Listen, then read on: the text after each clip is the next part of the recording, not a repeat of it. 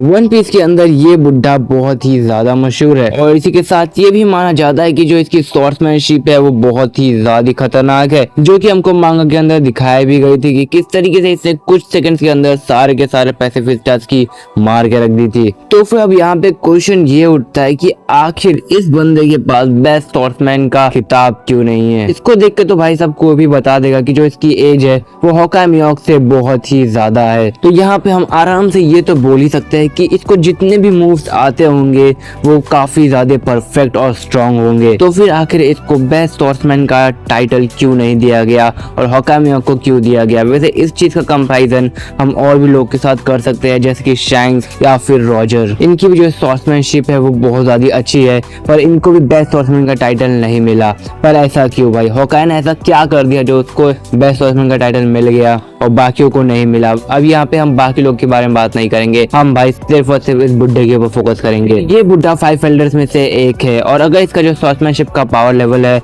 वो होकाई मियाओक से कम हुआ तब तो भाई होकाई मियाओक इस बुड्ढे को घर में घुस के मारेगा और वो ऐसा कुछ उखाड़ भी नहीं पाएगा। तो यहाँ पे ऐसा नहीं है कि जो नेजीरो है वो कमजोर है, असल में उसने ऐसा कुछ किया ही नहीं है जिससे उसको जो है बेस्ट स्वॉर्ड्समैन का टाइटल मिले।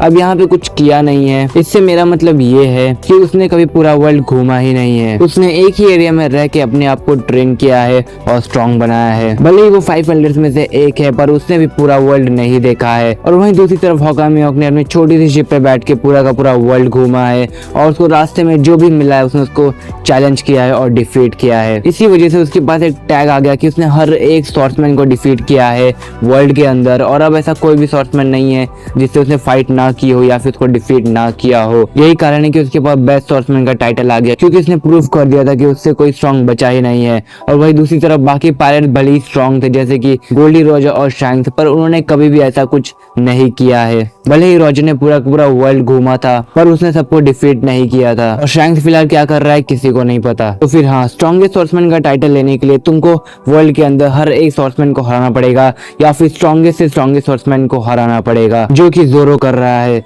उसका मकसद ये नहीं है कि वो वर्ल्ड के अंदर हर एक स्वॉर्ड्समैन को हराए, उसका मकसद ये है कि वो जाके सीधा होकाई मियाओक को हरा दे, जिससे उसके पास वर्ल्ड के स्ट्रॉन्गेस्ट स्वॉर्ड्समैन का टाइटल आ जाएगा। वो बात अलग है कि उसको रास्ते में जो भी स्वॉर्ड्समैन मिलता है वो उसको चैलेंज कर देता है। तो फिर जैसा कि मैंने आप लोग से अभी कहा था कि होकाई मियाओक ने वर्ल्ड के अंदर हर एक स्वॉर्ड्समैन को हराया था, तब जाके उसके पास बेस्ट स्वॉर्ड्समैन का टाइटल आया था। तो ऐसा भी हो सकता है कि पास के अंदर होकाई मियाओक और नेजिरो की फाइट ऑलरेडी हो चुकी हो, जहाँ पे होकाई मियाओक ने नेजिरो को भर के रख दिया होगा और उसी के बाद वर्ल्ड गवर्नमेंट ने होकाई मियाओक को बेस्ट स्वॉर्ड्समैन का टाइटल दिया होगा। तो फिर हाँ, बहुत ज्यादा चांसेस है कि जो होकाई मियाओक है वो वन ऑफ द 5 एल्डर्स नेजिरो से भी ज्यादा स्ट्रांग हो स्वॉर्ड्समैनशिप के अंदर। तो फिर चलो यार, वीडियो इतनी ही थी। अगर आप लोगों ने चैनल को सब्सक्राइब किया है तो बहुत बहुत शुक्रिया, और अगर नहीं किया है तो आराम से कर लेना भाई, कोई जल्दी नहीं है। मिलता हूँ मैं आपसे अपनी अगली वीडियो के अंदर, तब तक के लिए बाय बाय।